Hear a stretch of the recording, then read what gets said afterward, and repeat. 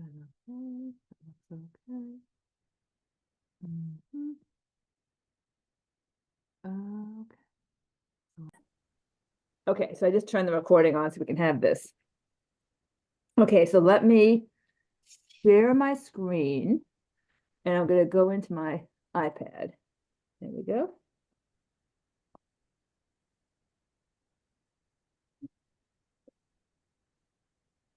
Okay, and let me get this. And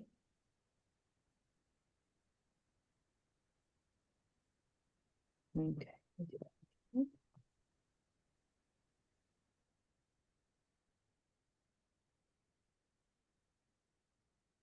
Okay. Okay, good. So here, this is just taking its time coming on. Oh, there we go. Got that. This Poonam, so we'll let her in. And then this should come up in just a second. There we go. Okay, so these are the notes that I posted for tonight. So we're in 8.3. We're doing quadratics and the mathematics of motion. And they say motion because a lot of times quadratics are used to model like a ball going up in the air. So that would be the motion part of it. So let me just move this over here. Okay, so it says find the vertex from the standard form. So what you need to know is that this is your standard form. So standard form means that the x squared comes first, then the single x, and then the constant term. Okay, let me see if I can. Okay, I may have to move out to let her in. So here, let me stop sharing for a second so I can. So no one seems to have come in. So I have Poonam, but I thought I heard another bell. So that's weird. Okay, so let me go back to my screen.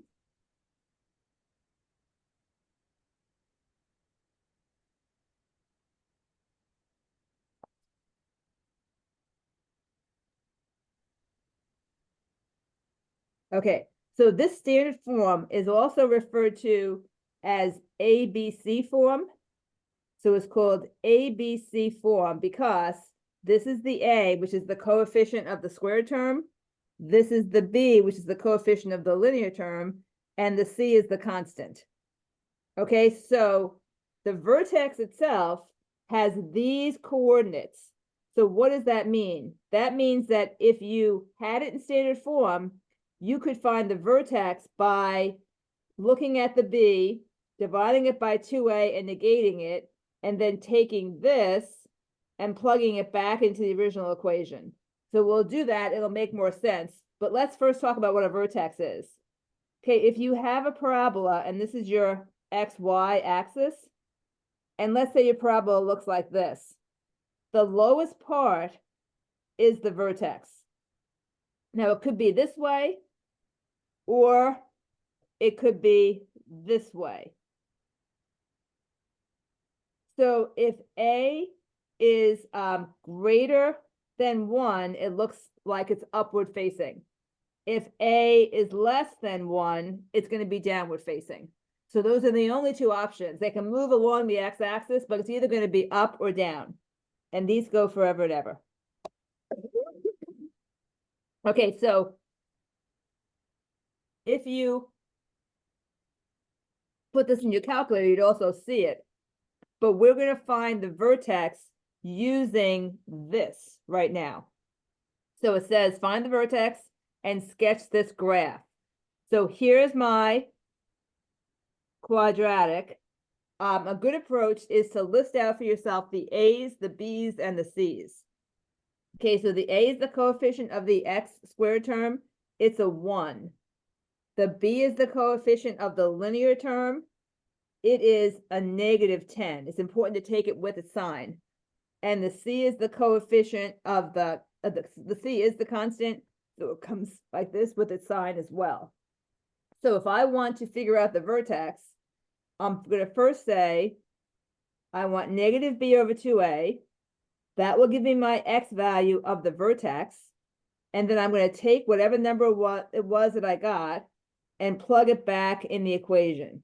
Okay, so now time for this to make sense.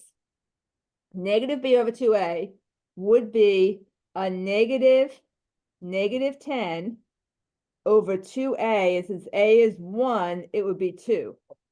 So negative 10 is 10 over 2, which is 5. So far I know that my vertex has an x at 5. Now I'm going to do the second part. So let me use some color here. So I got this from this, okay? And that's the x value. So now the next thing I'm going to do is I'm going to take that 5. So the 5 was my answer. So let me just box that off. The 5 is what I have for my x value. I'm now going to take this function and plug in a 5 for every x. So that's going to equal 5 squared minus 10 times 5 plus 100. Okay, 5 squared is 25 minus 50 plus 100.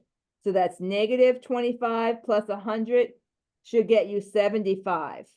So 75 is the y, and let's make that light green. So that's your y, and that's the 75. And these were all the calculations. Okay, what does this look like? I can see that this 100 is the y-intercept. So I'm going to do that for you in just a second. But now I have two things to plot. So if I have my little graph and I say, okay, let's just make believe that this is to scale, and that's 100. I have a point right there because that's the y-intercept. Then I have my vertex is 5, 75. That's the x and the y. So I would say go over to 5, go up to 75. So let's say it's about here. That's going to be my vertex. So what I know is that my parabola is going to come down here. That's the lowest point, and it's going to go up like that. So that's what I got at plotting the vertex. I have a good sense of what it looks like and where it is. Now I can plot more points, but it will get me a nice sketch whenever I do that. Okay, so a little note here, standard form is referred to as ABC form. I discussed that above. And vertex form is referred to as AHK form. Why is that? Well, because vertex form is this form. It is y equals a times x minus h squared plus k.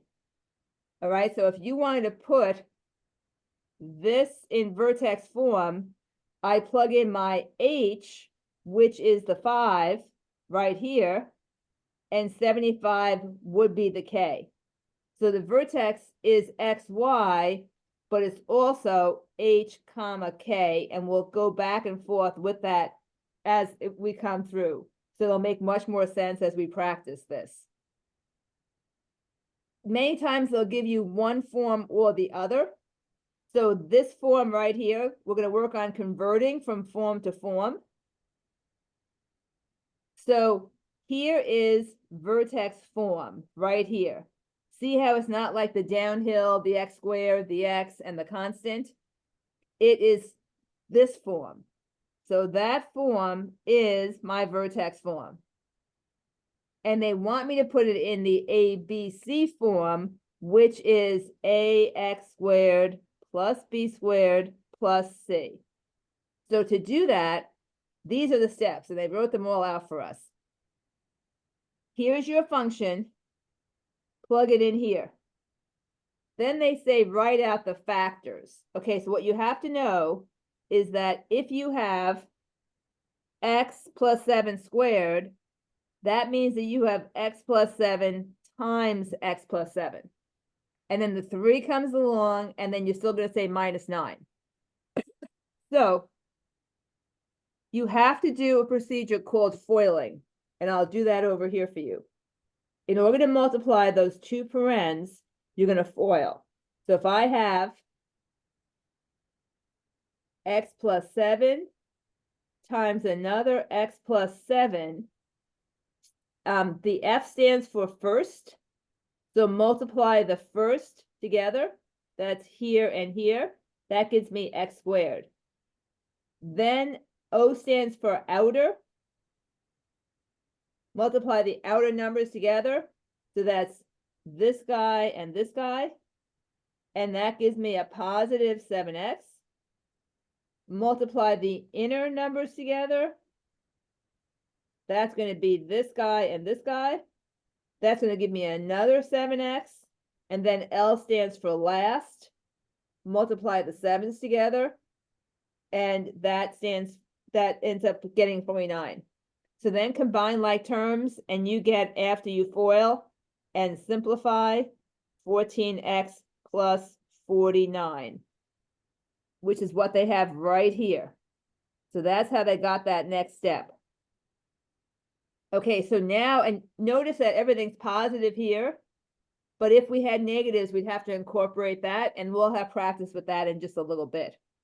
So we have to still do more steps to make it go into standard form. So the next thing we're going to do is distribute. So if you distribute, you're going to take this 3 and multiply it by everything in those parentheses. So that's how I got 3x squared. 3 times 14x gives me 42x. And 3 times 49 gives me 147. I still have the -9, don't lose that. Then your last step is to just bring this together, and that gives you positive 138. Now you're in ABC form. Here's your A, here's your B, here's your C. So it's just an algebraic manipulation to go from one form to the other. I didn't solve anything. I didn't graph anything. I just went from one form to the other. Okay, is everyone okay with that idea? Okay, so then let's see what else they have for us. So then they say, okay, now why don't we practice doing it? And it says, make sure you follow PEMDAS. So PEMDAS tells you parens are handled first, parentheses. Exponents are handled next. Multiplication and division are handled in the order they come. And then addition and subtraction are also handled in the order they come. So I'm going to do this one for you. It's going to be the same as what they just did. I'll try to follow the exact same steps. So the first thing I'm going to do is expand that squared term, and I'm expanding it by writing it twice. Then I also have the 4. Then my next step is going to be to FOIL. So what I did first is I just expanded the squared. Now I'm going to FOIL. Let's FOIL over here. So I have x minus 1 times x minus 1. So f is the first. That's x times x. That gives me x squared. O is the outer. That's x times a -1. So now you have some negatives. So that's going to give me a -1x, which you can just write as -x. The inner will give me the exact same thing. And the last is going to be a negative times a negative. So very carefully, that's going to be a positive. So now I have x squared minus 2x plus 1. So I'm going to continue where I am here. This now becomes x squared minus 2x plus 1. And I still have the plus 4. Your next step is to distribute. So take that -2, multiply it by the x squared, and you get -2x squared. -2 times a -2x, very carefully, is a positive 4x. And then -2 times a 1 is a -2. And then don't forget, you have that 4 still coming along. Last step is going to be combine like terms. And that's just the -2 and the 4. So when I do that, I get -2x squared plus 4x plus 2. Okay, so that's how I went from one form to the next. So that form now is This is your standard form. That's when they give me the A, B's, and C's. So let's just identify them. A is -2, B is 4, and C is 2. Because remember, we use those to get your vertex. So they're not having us do that right now. They're just having us convert from one form to the other. So every form has its gift. That standard form, if you just have standard form,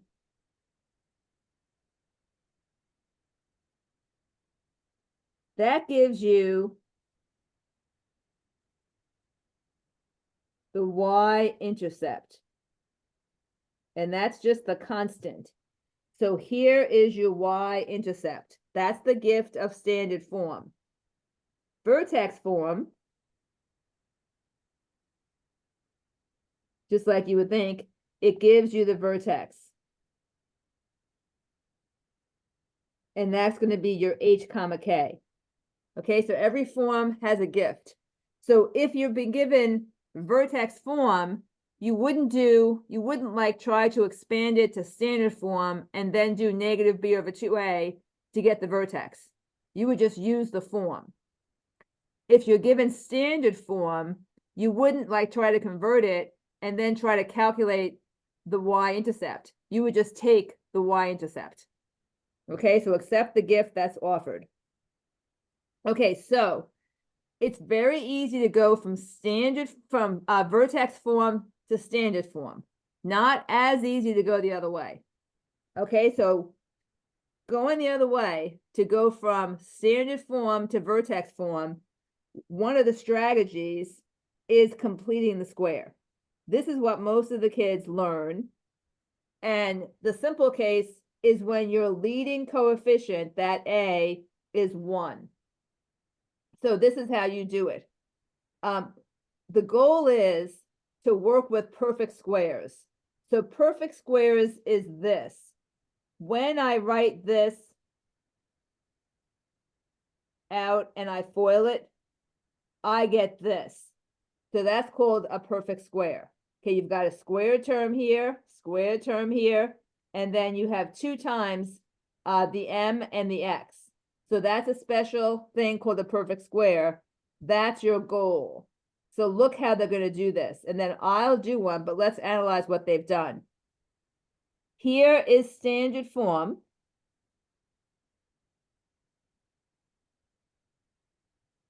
Okay, there's the gift. That's your y-intercept. But now we want to change that to your vertex form. So notice that your A here is not present, and that's because it's 1. So this is what you do. You are going to write the x squared here, write the linear term here. Give yourself a gap, okay? So this is a gap right now. And then move over that +9. So in that gap, what you're going to do is you're going to take that middle term, which is 14, and you're going to divide it by 2, which is 7, and you're going to square it. That's where the 49 comes from.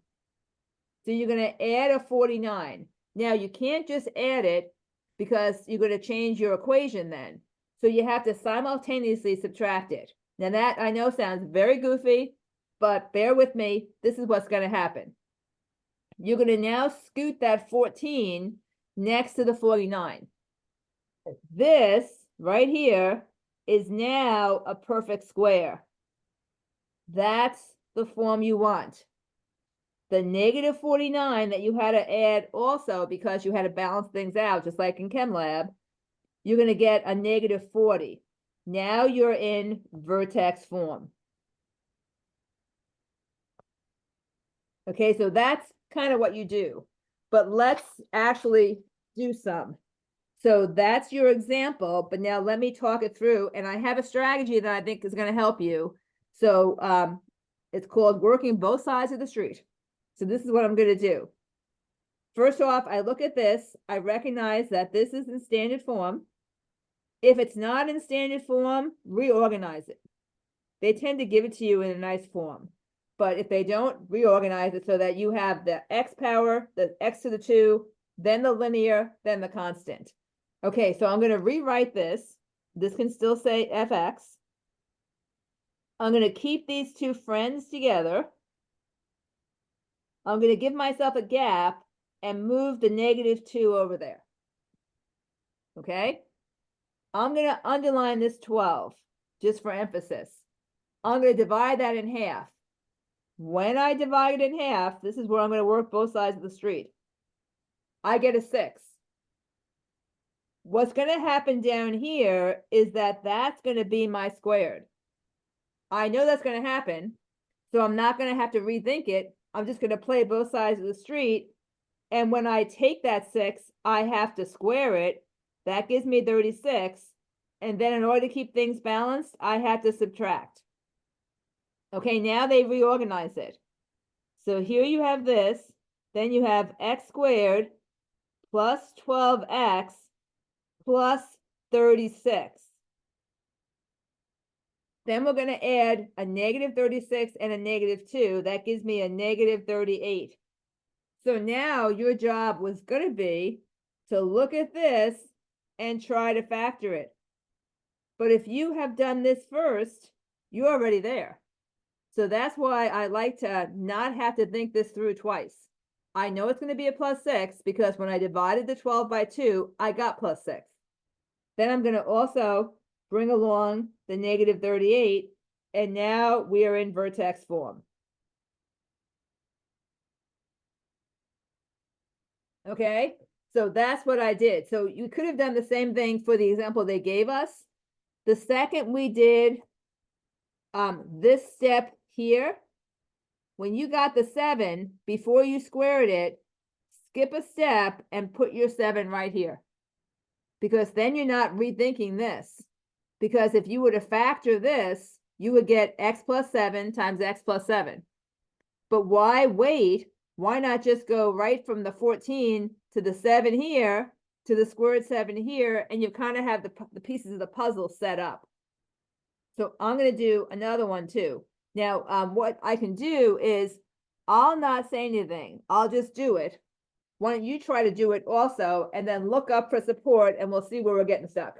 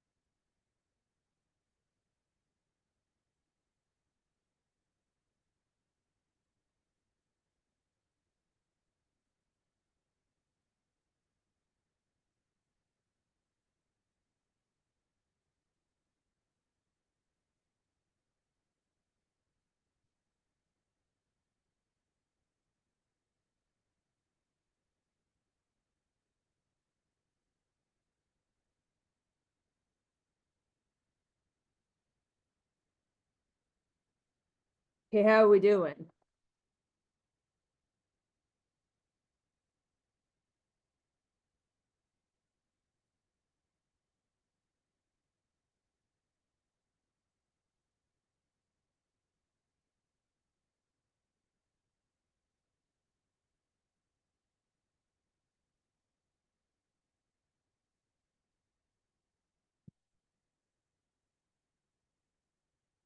So are you getting what I'm getting?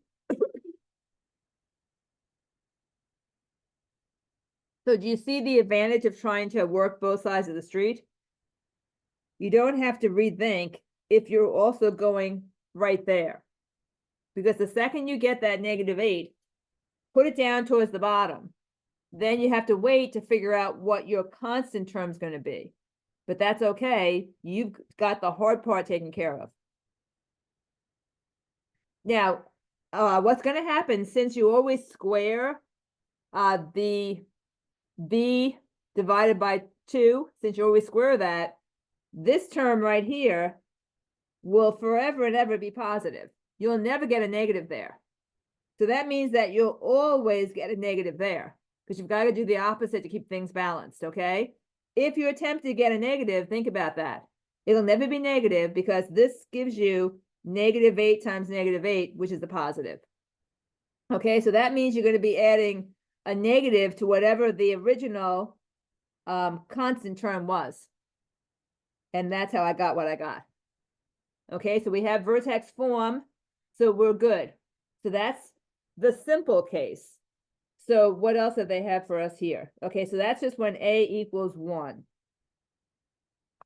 Okay, so I think there's more practice in here. So let me just think if I could do another practice.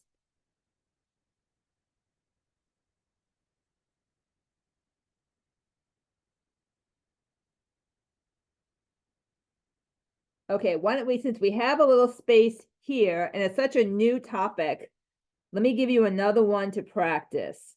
So let me just draw a line, and this will be a little quick practice before we go to the harder case. So if I gave you f of x equals x squared minus 8x plus 18, and that's in standard form, I want you to turn that into vertex form. So I see it's ABC, I know it's standard. So this right here is standard form. So be able to recognize your forms and put a name to them. Okay, so I'm going to do the same thing. I'm going to not say anything. I'm going to solve it out, see how you do, look up for support.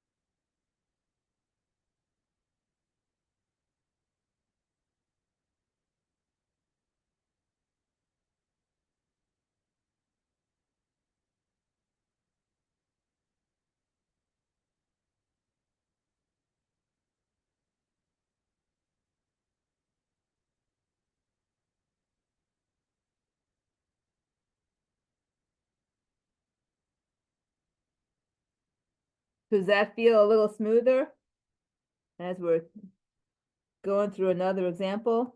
So you've got 3 good examples. And what's nice about these is that you have a negative in 2 of them, because the negative is where you may run into a problem and not realize that that's going to be a squared, a positive term that when you get that negative squared. So are you getting what I'm getting? Okay. Shannon, how are you doing?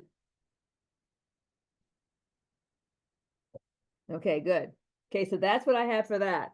So now what they're going to do is they're going to say, okay, now that you've analyzed that, let's see if we can do it when the first leading coefficient is not a 1. Okay, so how do we do that? So here they give you this. So I say, can you spot the differences? So first off, what you want to see is that this right here is your problem child. Okay, it's a -2. It's not a +1, it's a -2. That's a problem. But it's not going to be a problem for long. So what you're going to do is you're going to factor out the -2 only from the first 2 terms, not from that -23. That guy is in a different world all by himself. Okay, so this is the new step right here. And the way I got -6t is if I distribute, I see -2 times t squared. Yep, that gives me -2t squared. Then go back in, -2 times a -6t does indeed give me a positive 12t. So I know I'm okay. So I factored out the problem. Now just focus on this central term right here. Ignore the 2 for right now. And you say to yourself, okay, I'm going to underline this. That's a negative 6. Divided by 2, you get a negative 3. Play both sides of the street. Come right down here. Bring that negative 2 with it. Then you're up here now because you take that negative 3 and you square it, and that gives you a plus 9. You have the 23, the negative 23 over here still, but now this is weird. I don't have a plus 9. I have a plus 18. Why is that the case? Because you have to think to yourself, did I really add plus 9, or did I really add a negative 2 times a 9? Which means I actually added a negative 18. In order to keep everything balanced, I'm going to have to do the opposite here. That's how I get a positive 18. That's the sticky point right here. You've got to really be focusing on what you're doing. That's why it's a positive 18. That's how come that's a different number. Okay, so that gives me a negative 5. So now I'm in vertex form.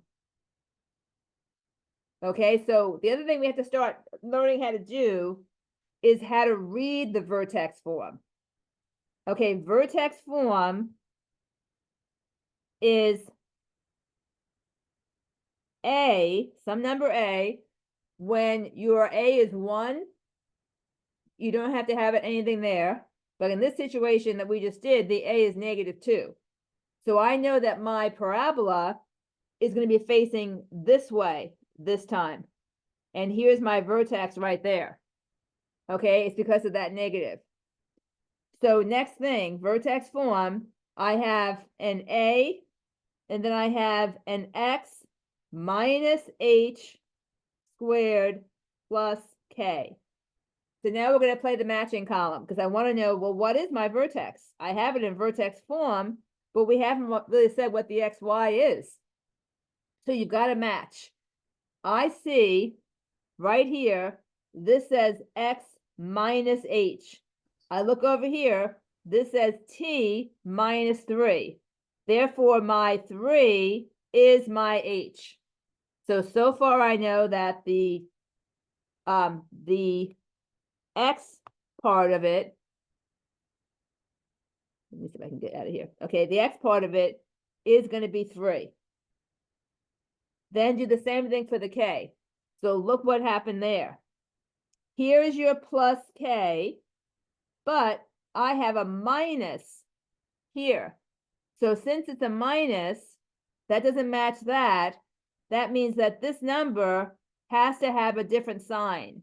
So your Y is going to be a minus 5. It can't be 5 because that sign doesn't match up. So that's going to be a minus 5. So now your vertex is 3 comma minus 5. Okay, so that's how we read it. And we'll practice that again and again. Okay, so we have 2 more practices when you have A that's not equal to 1. So I'm going to talk through this one, and then I'll be silent on the next one. So I look at this and I say, oh yeah, got to be on the lookout. I have a 4. So I'm going to rewrite this. I'm going to factor out the 4. That's going to give me x squared plus 8x. I'm going to give myself a gap. The negative 15 is not involved in that factoring scenario. So just move it out of the way. Then you're going to say to yourself, okay, this is a positive 8. I divide that in half. I'm going to work both sides of the street again. When I divided that in half, I got a positive 4. I am now going to add the square of that, which is 16. Now what I have to recognize is I'm not really adding 16. I'm really adding 4 times 16, which is a positive 64. So I'm going to subtract a 64 here to keep everything balanced. And I have to work on that. So that's going to be a negative 967. So it should be a negative 79. Okay, so now let's practice reading the vertex form. So I'm going to write it right below it. So vertex form is A, I can see the A is 4, X minus H, oh, I'm sorry, I dropped the square root over here. X minus H squared plus K. So my vertex is H comma K. So let's match up.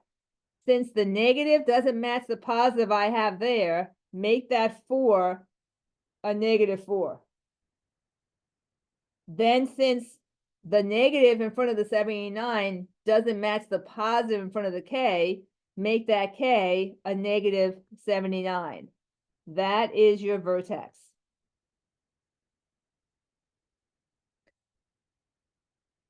Okay, so I did it very similar to the A equals 1 case. They kind of combine things a little bit tighter. I didn't do that. So I would say, do it the way we did the other case so that you can see what you're doing. So here's another example. Why don't I not speak this one and you can look up and see how you're doing with it.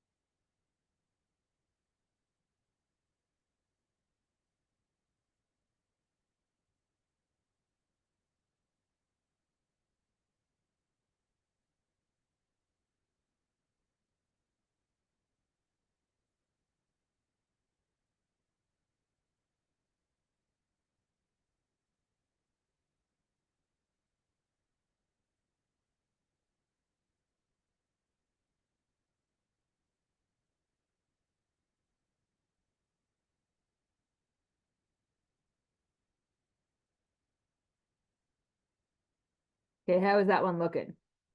And are you comfortable picking out the H and the K? So I always write my vertex form right underneath my completed vertex form so that I can then look at what I have and know what I'm pulling out from my H and my K. And remember, what if you say, gosh, I always forget how to do this? Remember that you can get your vertex, your H and your K, by doing negative B over 2A, comma, the function evaluated at negative B over 2A. So let's just talk about that. This is your A, this is your B, this is your C. So negative B would be 12 over 6, which gives me the 2 that I had here. Okay, so then you're going to take that 2 and evaluate the function at 2. If you plug that in, you would get what 4 times 3 is 12 minus 24 plus 22. So you should get a positive 10. So you can verify it by also doing this if you're concerned that you may have flipped the signs.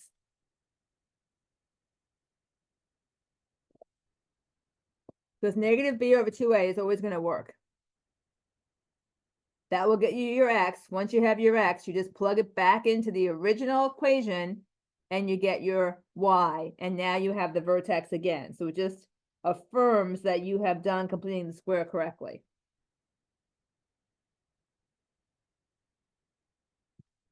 Okay, so then let's see. Let me see if I can find another example of that. Yeah, so here, let's do another little practice. So I'll put it down here. So then you have 3 good examples. So if I said, okay, I have f of x equals 2x squared minus 16x plus 34. So I'm seeing again that my leading coefficient is not a 1. So I'll do the same thing. I won't say anything else. I'll do it, and you can look up for whatever support you need.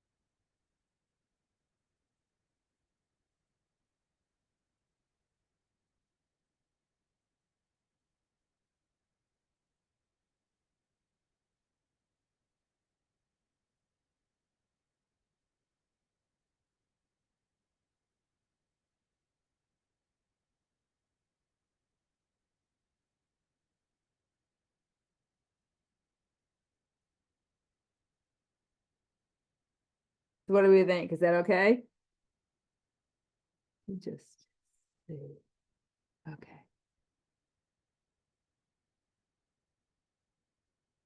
Samira, I started taping right at the beginning, so you can pick up the notes from the tape, and I'll also post my filled in notes.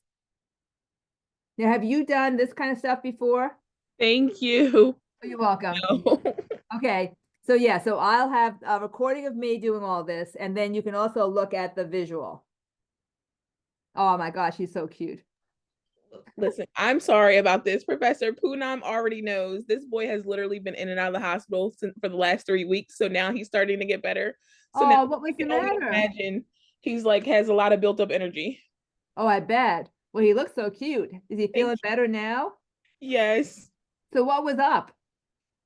A viral infection was going around. So hand, foot, and mouth was going around in his school. And then they had like an E. coli outbreak. It was just a lot of things going on. RSV was in his school as well. It was Oh my gosh. yeah. So Sounds we like went it was a perfect to storm.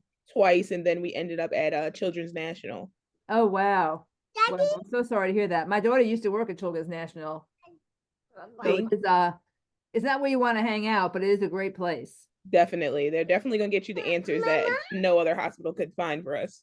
Yes, yes, especially when you have all those things, in play. Definitely. So he looks very good. His color looks good. He's adorable. Thank you so much. Say thank you. Can you say thank you? So how did this one go? Are you starting to feel okay? I see what's going on now. Mary, what do you think? I'm starting to pick up what you're putting down, but I need to go back and review the notes and the video from the beginning. Yeah, that's fine. That's fine. And Mary, what do you think? Are you okay? Yeah, I was confused with where the minus the 32 came. Yes. So basically it comes from the 16. Exactly, because you Okay. didn't really add 16. You added 2 times 16. Right. So Okay. you added 32, so I had to subtract it. That's where I keep getting lost, is Yeah, that part. so just be super careful here. So like that's kind of what you want to star. So the second you have a number out here that's not 1, star this little guy so that in your head you know something has to happen there. And you can even just come down here and say, okay, I actually added a 32. So that's why I've got to balance it out with the opposite right there. Give yourself space so that you can make those little notes to yourself, because it'll keep you on track and it'll make more sense. I'm starting to remember it from high school, which has been like 30 years ago. That's okay. And Bob, are you teaching this stuff now? Not teaching it yet. We are still finishing up with functions themselves. Okay. Okay, so then you're going to get into this probably eventually by the end of the year. Oh, yeah. Yeah. Yep. So now you know all my little tricks. Definitely tell them about working both sides of the street, because I will. it gets so I love stuck. it. Yeah, because otherwise you have to then rethink the whole, okay, I've got to factor that now. Right. No, you don't That's have the to. thing that I was wondering why we weren't factoring out. I mean, I know we factored out the value of A, but it was earlier. I'm like, well, why aren't we? And because I was thinking back on my high school days. Yep. Yeah, they don't usually say work both sides of the street. That's my own thing. You're not going to see that written I in. like that. But it just makes so much more sense, because I know that if I were to FOIL x minus 4 times x minus 4, I would get what's in parens in the step prior. Right. So since I know that's where it's coming from, I just start putting it in right away. Okay, so now they're going to give this, now that we have two ways to do it. So we did completing the square. So this whole thing is called completing the square. And that's because here is the square they're talking about. Okay, so you got vertex form by completing the square. But there's another way you could do it, and that's what they're going to do here. So this is strategy number 3, and that's using that negative b over 2a directly. So this is how you would do it. You'd say, okay, here is this really messy form. I know I'd have to factor out the 3 and do this whole thing to complete the square. But I already know that my vertex can be attained by doing negative b over 2a, getting my x, which is also called my h in vertex form, and then plugging that x in to get the y, which is called a y here, but that's also called a k. So can't we do this backdoor method? So if you take this form and you don't complete the square, but instead you say, I'm going to identify my A, my B with the sign, and that's key, and my C. I'm then going to say if I can find my X, also known as your H, by saying negative B over 2A. So it's negative 12 over 2 times 3 is positive 12 over 6. Here is the X of your vertex. Okay, so I know that I have that, but remember that's also the H of vertex form. Okay, so then you go back and you say, okay, thank you for that nice number. It's not a bad number at all. And I can easily plug that back into my function. When I do that, I put it here, I square it, I put it here, and I do the math, and I get -7. Now, this -7 is my y of the vertex, and it's also the k of the vertex form. Okay, so now I have a vertex. It's 2, -7. That's my vertex. I got it. If they then say, I want you to take that vertex and create the vertex form, how do you do that? Remember, vertex form is this. So your A was the coefficient to your x squared. That was the 3. I got that from here. So why don't we write this equation right above it? So we have 3x squared minus 12x plus 5. That is your standard form. Okay, so the 3 comes right from here. Then remember that your vertex form looks like this. A times x minus h squared minus 7. So what you're gonna do is you're gonna say, okay, this is the 3, this is x minus, what did I get for my h? I got a 2, I just plug it in, done. Then I'm so sorry, this is plus. So then I'm gonna say plus, but what did I get for my vertex? Oh, wait, I got a -7. So therefore, I'm gonna have to change that to 3 times x minus 2 squared minus 7. And here I didn't have to go through and complete the square at all. I just used the -b over 2a, and then I evaluated that function at whatever I got and got the y value, aka the k value. Okay, so here's your vertex form, and we didn't even break a sweat. Okay, we didn't have to think, oh gosh, I've got to factor this thing out and do this and do that.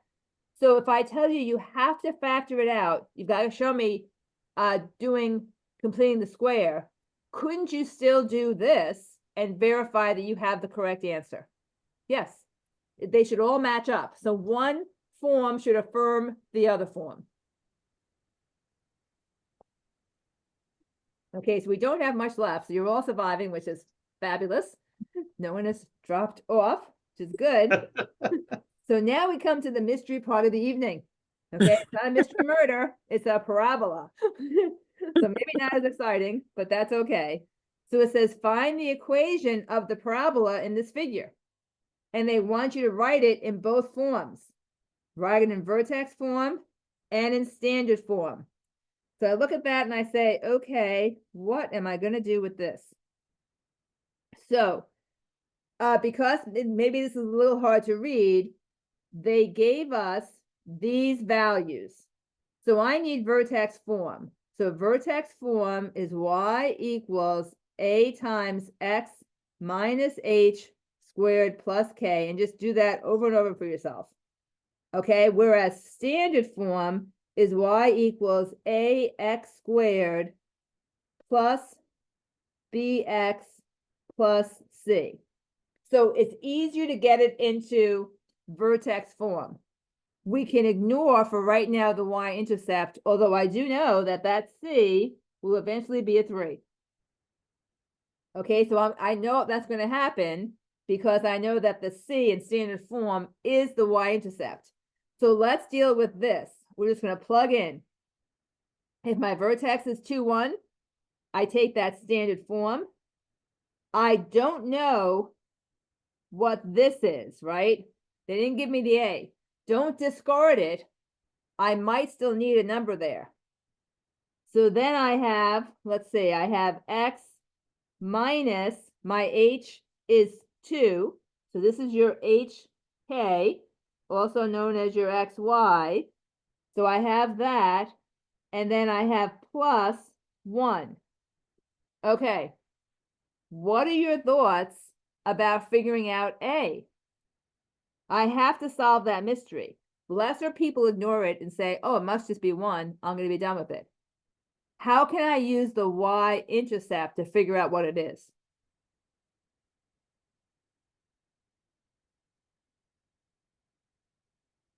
Any takers on that? Because I need to figure that out because I have to use that form and FOIL it and do all that good stuff to get the standard form. So I'm going to have to do something with it. So let me just move this little guy down because the mystery is building. Okay, so he's down there for right now. Okay, so this, anybody want to talk about anything? Any thoughts? You have another point to work with. We couldn't put it in directly, but can't we now use this? Isn't this an x and a y? And don't I have a generic x and y? So then I would have everything except for the a, so I can solve for the a this way. So that's the strategy. So next step, I'll come over here and we're going to say, okay, let's use the 3. I'm going to plug in that 3. I still don't know the x. The y-intercept is great because the x is 0. So that's going to make life much easier for me. Okay, so now I have 3 equals. Do this work first, because PEMDAS says do parentheses first. So 0 minus 2 is a negative 2. If I square that, I get a positive 4. So now I have, I'm just going to put the a behind it, 4a plus 1. Subtract 1. Subtract 1. Okay, so I'm going to have 2 equals 4a. Divide by 4, divide by 4. A is going to be 1/2. So my actual vertex form is all complete now because I can write 1/2 x minus 2 squared plus 1.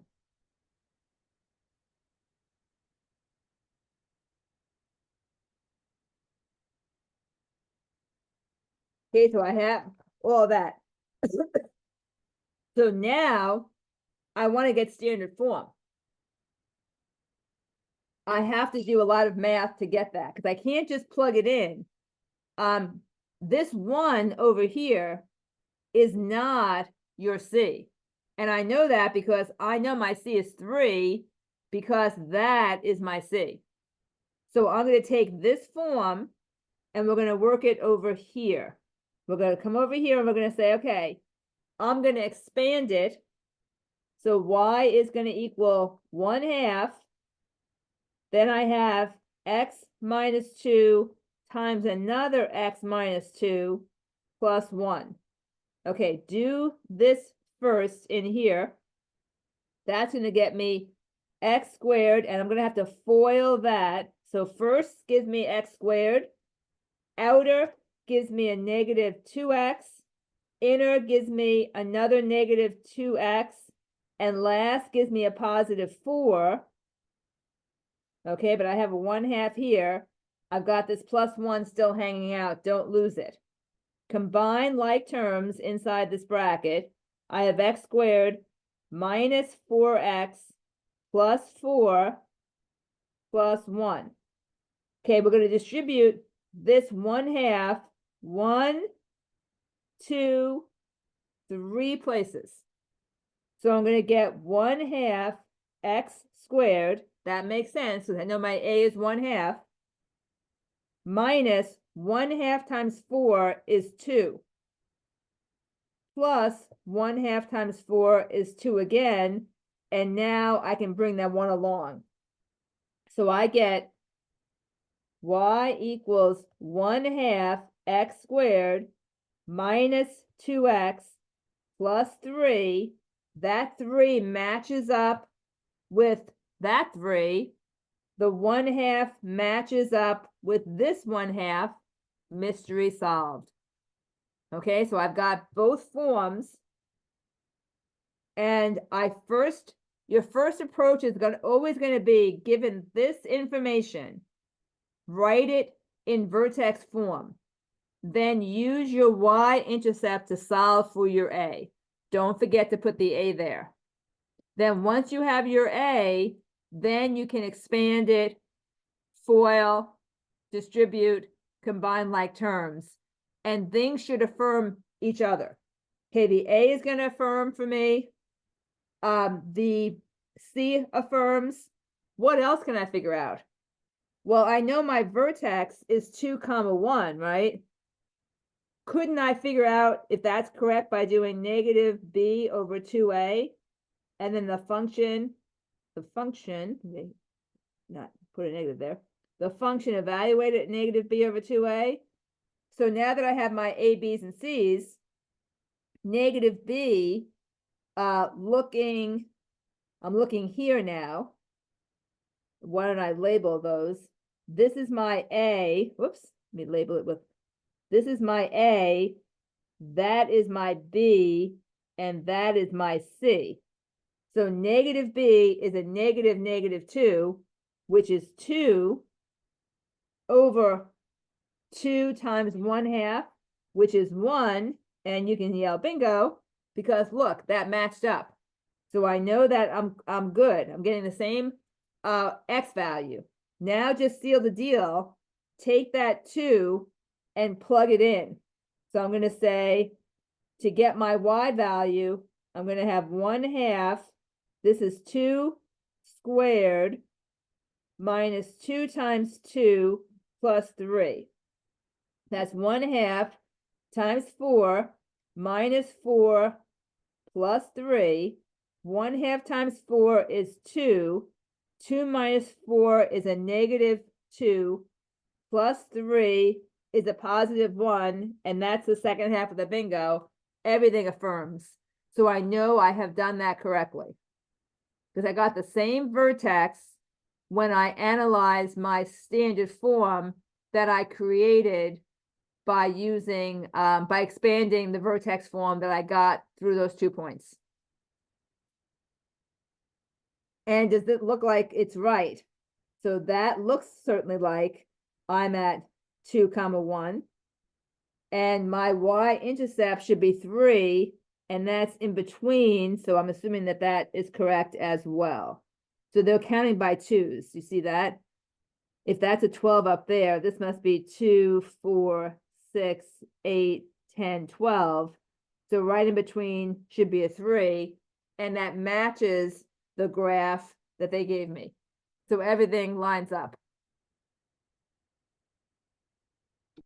Okay, so I think there's one more. Oh, so we have more practice, but we also have excuse me, a nice little summary. So this is what we did, in case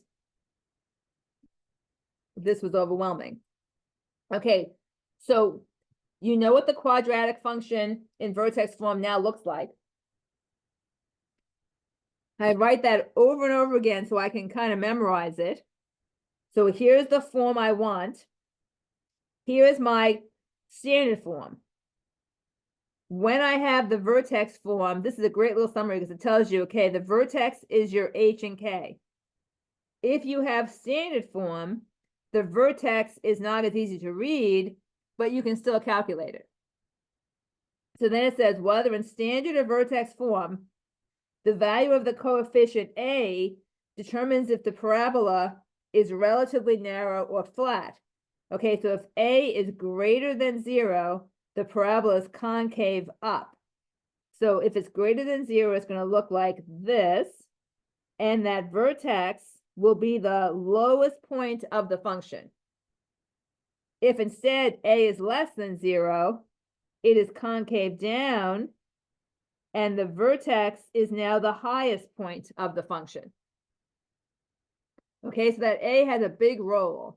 Let's say if, let's just say, what if A is 1? If A is 1, my parabola is going to look like this, say. What if A is 7? It's going to be taller and skinnier. That's how that impacts it. Okay, so as it gets bigger and bigger for that A, you're going to drag it up. It's a vertical stretch. That's what's happening. So the A will either be a compression or a stretch. Okay, so then they say, okay, now that we've done all this great stuff, could we match some things here? So let's see. So looking at this, what I know is if my, okay, so if my A is positive, I'm going to be up like this. So A and B must go with A and B, but since the A is skinnier, it must be pulled up. So that must be A, because see how you have a 2? So it's a stretch. The B is a little bit flatter. It must be that. Okay, and then why don't we have 3? I should only have 2 little lines here. Oh, I know, because I think I was playing around with this. Okay, so now what's happening here? I know that these are going to go down like this and like this. If I have, so we're going to ignore the green. Okay, so I don't know where the green came from. So just ignore this. And we're looking at the 2 black ones. So I know that they're both C and D, but what I notice is that this is smaller. This is longer. So that should be stretched more down. So that should be C and that should be D. Okay, because 1/2, ignore the negative. The negative of it is telling me the direction. Look at the absolute value of that coefficient. If it's 1 versus if it's 0.5, 1 is stretched more. That's why 1 is skinnier. Whereas the 0.5 is actually a compression, so you're pushing it down, which makes it kind of pop out and be a little bit wider. That's why D goes with little letter C. Okay, so you've learned a lot about these kind of things. So then they have some practice for us.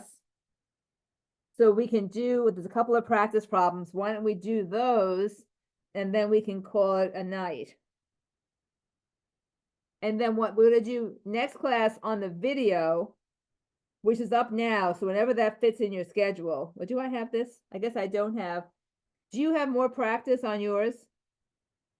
Because I can write down the problems. Maybe I didn't include that page. I But have the more practice. okay, good. So I'll just write mine in.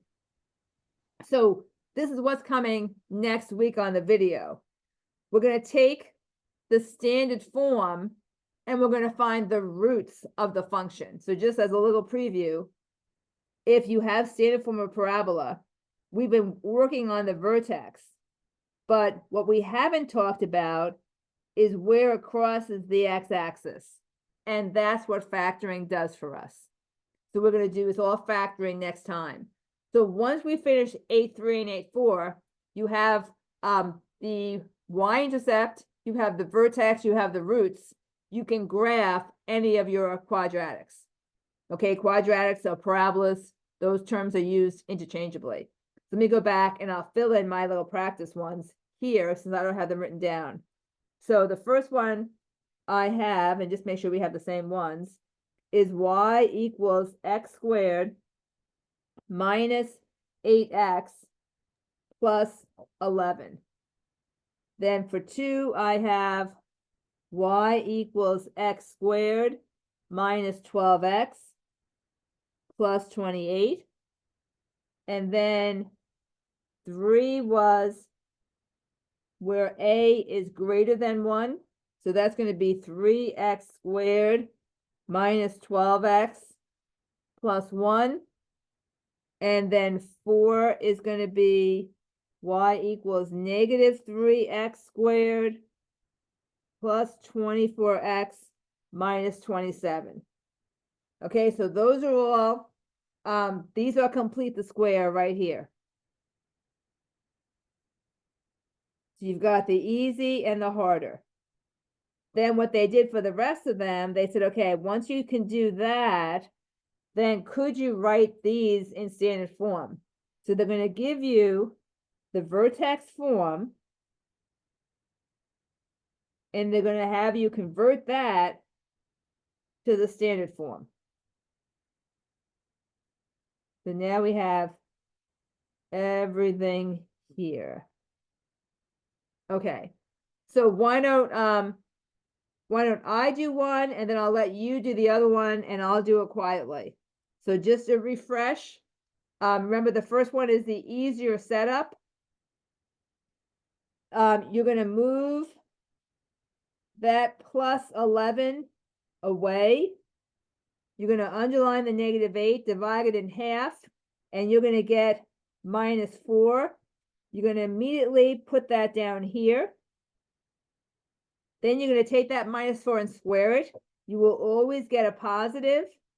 If you added a positive there, you're going to have to subtract it here.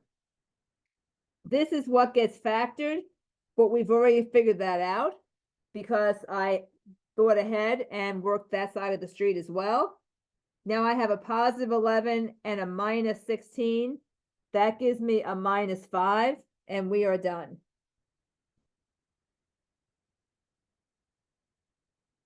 So the vertex for this one is going to be 4 comma, -5.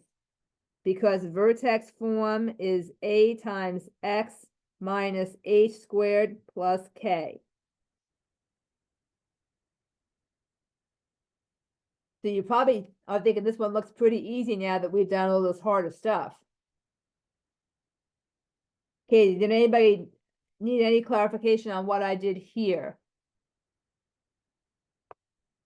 So then let's do the other one and I'll be silent and you can test yourself and then look up as you need to.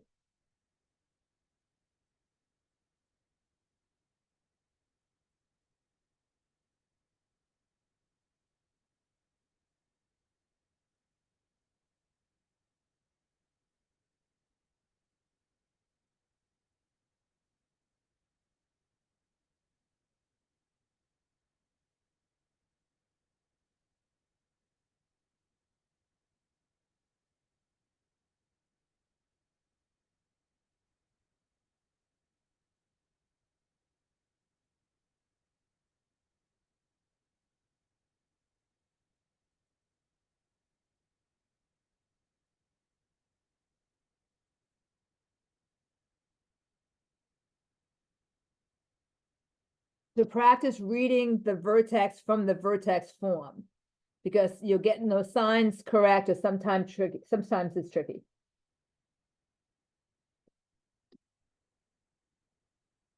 Okay, so how do we do on that second one? Were you okay? Good, so I'm gonna put a big old line here and then we'll go to the harder world, which is right here. So looking at that, I see that I have that 3 in front. So I know I'm gonna have to do a couple of extra steps, factor out the 3. That makes this minus 4x, move that 1 over here, underline the -4, divide it in 2, you get -2.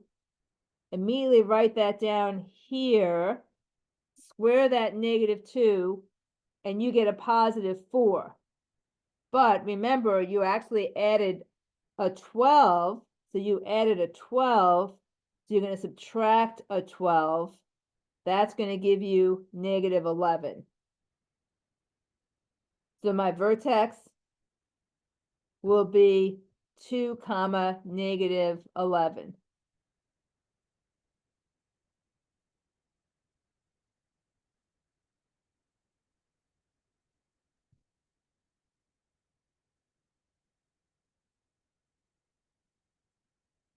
Okay, so does that look good?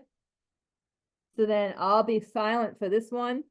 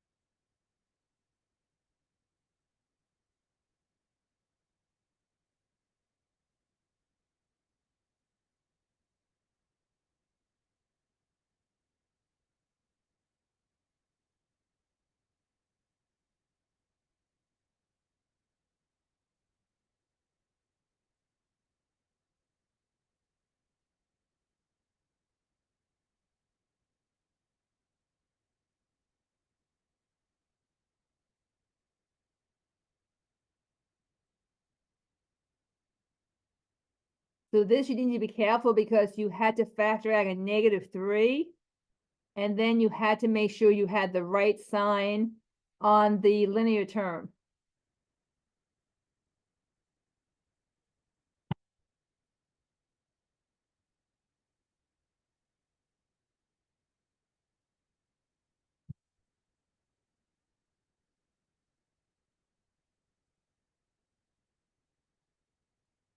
Okay, so check all your signs, make sure that looks good.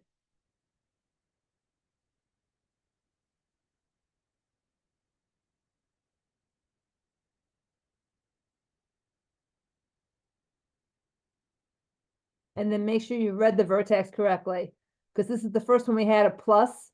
the constant term, and so that made the y of the vertex positive. Whereas the other three cases, the y of the vertex was negative.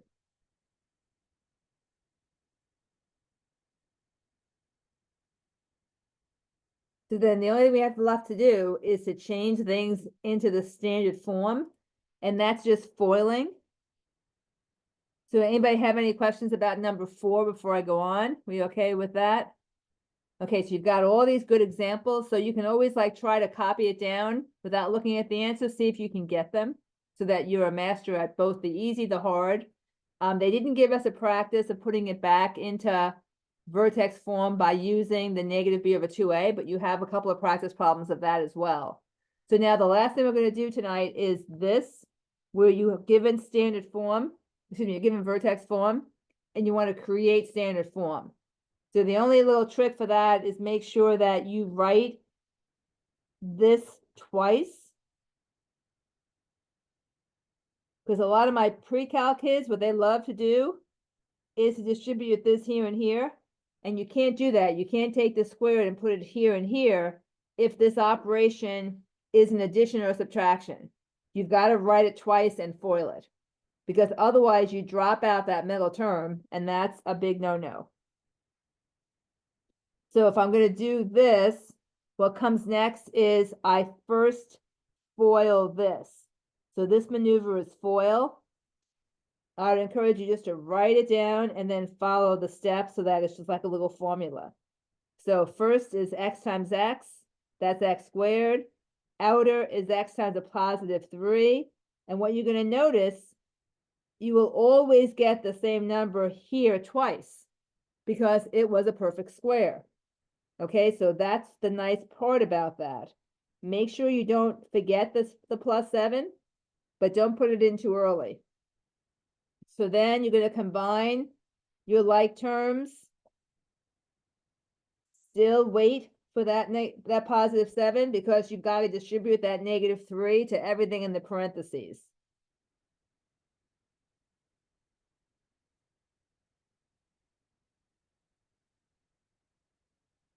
Okay, now you can finally bring that 7 in.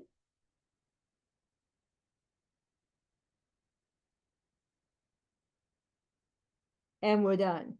And even though I can't check everything, what I did notice right away is that this negative 3 is down here again. So I know at least that part is correct.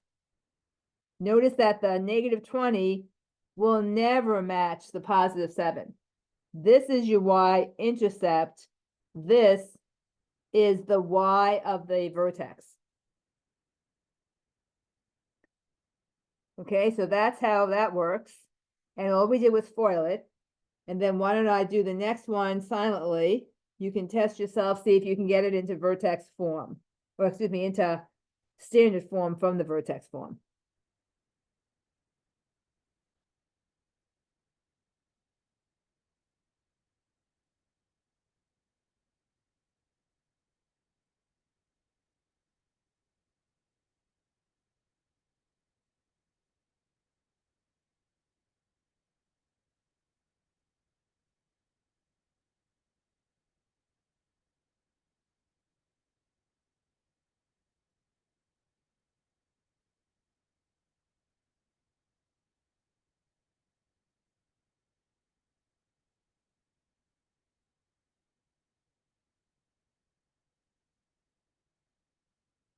And that should be quicker for you because your A is 1.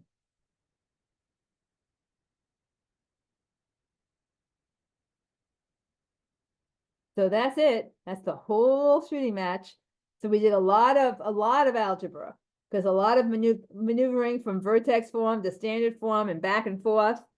And a lot of times the kids forget you can just do the negative b over 2a to check everything. So the whole purpose of doing all this is to, first of all, be able to do algebra manipulations, but also to be able to get your graph of your parabola. Because so far I have right now the vertex and the y-intercept. So that gives me the starting point for graphing. I don't know where it crosses the x-axis or if it even does, but I do know I guess I will know whether it crosses the x-axis or not. But I don't know what the roots are. So we'll do the roots next time and then we'll have a total package. Okay, and I know last class, the video, they talked about the focal point. So the focal point is always inside the open arms. Okay, the distance is what? 1/4 absolute value of that. But it's always inside the open arms. So that was something that was different in the last class. That was the video. Okay, so we're good. So you should be able to, I would practice this some more, make sure that this makes sense to you. And then after next class, you'll have everything all together. And then we'll see where we are. Okay, so if you're getting stuck in anything, let me know. I think I posted the problem set already for chapter 8. So you should be able to work through a lot of that because you just can't factor yet. Well, you can't factor with my help yet, but you probably could do some factoring on your own. But I would not try to necessarily tackle those unless you really want to do that, because I'll do that in the video next week. And you can access that video whenever you want to. So figure out what works in your schedule with Thanksgiving and your families and everything. Okie doke. So I'll post my video. I'll also post these filled in notes on the same date that we have the class today. Okay, well, have a lovely evening. Thank you for coming. And everything will be up. So you did a great job, because I know this was a lot. So thank you for being so attentive, and I'll have my notes for you. So the next class is what, the 3rd or something? Yes, And that's when we're doing our presentations, correct. which is So based on let the me grab the article schedule. that we submitted. Right. So we'll do the presentations. Problem set 4 is due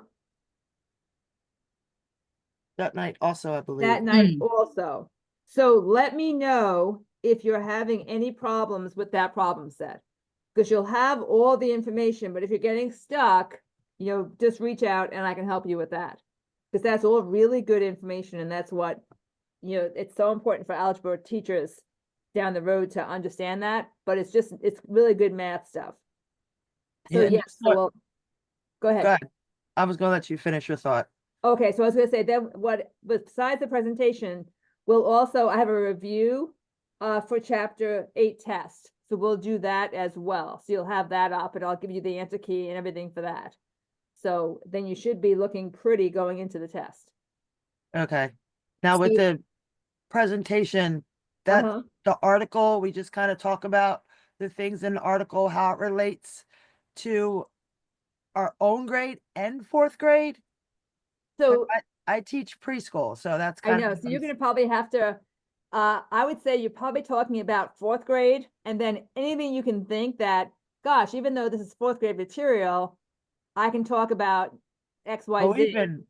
we've been doing a lot of fun with graphing, because that's what I picked my presentation. I've been graphing everything, so I've got so much data for you. Oh, good, good, good, good. But Yeah, no, it's that's why I wanted to amazing. because I did look at the standards for 4th grade and kind of incorporated them to the in standards, like how they kind of compare with the standards for preschool, because they're both looking for integers, honestly, because preschoolers should be able to figure out like very simple equations like 3 plus x equals 5.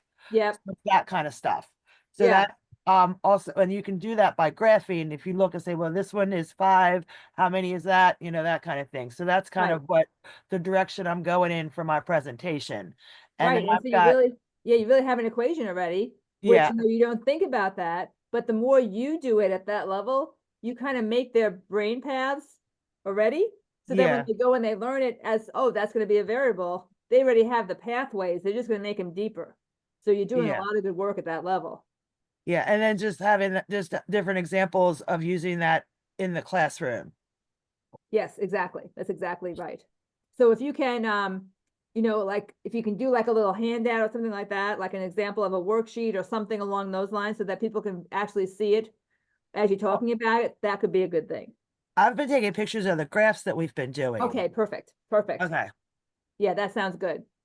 All Anybody right. have any questions on that? So we're winding down. Can you believe it? This has been a killer semester for me. I know it's been a journey. Not just this class, but some other classes I'm taking. So Yeah, no, it's a lot of work, and plus it's a lot of work after a full day of work. So that's the other issue for all of you guys. So so I appreciate all your efforts because I know it's a lot, and I think it's going pretty well. So hopefully I've given you some good things to think about and some good math skills to have in your math skill packet. So anyway, so as I said, so let me know if I can do anything. Happy Thanksgiving, because I won't see you till after Thanksgiving. And you feel free to reach out. You probably want to text me if you have any issues, because I'm going to be doing a little traveling. I'm going to see my family's up in New York, but I'm also we're going to see my daughter and her family in Denver. So I'll be like all around, but I have my phone with me all the time, and I'll have a lot of my material with me. So, feel free to reach out. okay, you have a nice Thank holiday. you. too. Okay. Yes. Thank you. Yes. Have a great Thanksgiving. Thank you. Bye-bye. Bye. Bye-bye. Thank you. Happy holidays. Yes. Happy holidays.